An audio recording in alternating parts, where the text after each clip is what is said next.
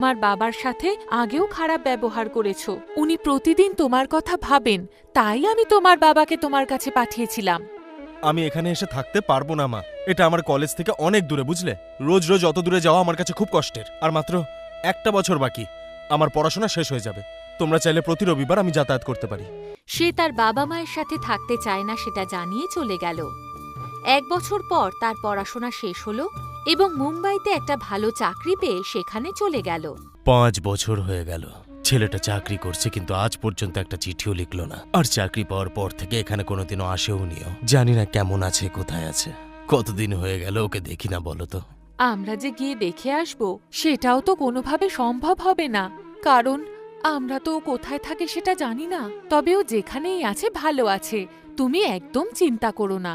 আমি তো ভাবছি আমাদের কারোর কিছু হয়ে গেলে বা অসুস্থ হলে ও যে কি করে খবর পাবে কে জানে।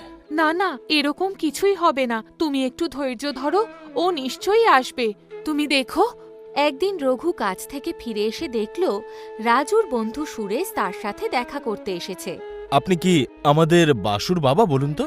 আরে হ্যাঁ, তুমি কি আমাদের ছেলে বাসুকে চেনো? যখন আমরা পড়াশোনা করছিলাম তখন আমরা 4 জন বন্ধু একসঙ্গেই থাকতাম। আপনি একদিন ওখানে গেছিলেন, সেদিন আপনাকে দেখেছিলাম আমি। আচ্ছা, এখন বাসু কেমন আছে? আমি তো জানি না বাবা, 5 বছর হয়ে গেছে আমাদের দেখা হয়নি। ও চাকরি পেয়েছে বলে বম্বে চলে যায়, তারপর থেকে ও আর এখানে আসেনি, একটা চিঠিও পাঠায়নি এতদিনে। কি বলছেন কি? 3 বছর হয়ে গেছে ও বম্বে থেকে ফিরে গেছে? ও বিয়ে করেছে তো, ওর একটা 3 বছরের বাচ্চাও আছে ওর সাথে। এখনো এই শহরেই থাকে, আপনারা জানেন না?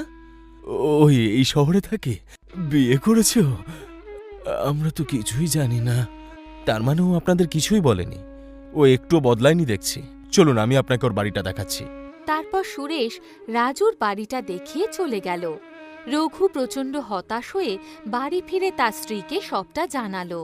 দেখো মঙ্গলা, ও এই শহরেই থাকে আর একবারও আমাদের সাথে দেখাও করতে আসে না।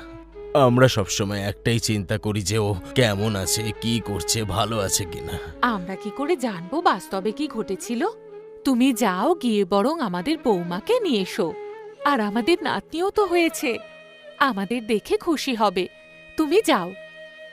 আমি তো যেতে চাই, কিন্তু ও আমাকে দেখলেই তো রেগে যাবে। কি করে মুখ দেখাবো? আমি জানি না কেন ও আমাকে দেখলেই এতটা রেগে যায়। ও যদি জিজ্ঞেস করে আমি কেন এসেছি, আমি কোনো উত্তর দিতে পারবো না। একবার আমার কথা শোনো, আর এইবার তুমি যাও, তাহলে তুমি